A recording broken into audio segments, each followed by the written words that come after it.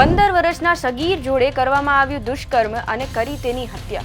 નમસ્કાર મિત્રો, હું ડોલી પંડ્યા ન્યૂઝ ફોર ઇન્ડિયામાંથી આજે એક ભયાનક ઘટના તમારી સમક્ષ લાવી છું, જેને સામાન્ય લોકોમાં હાહાકાર મચાવી દીધો છે।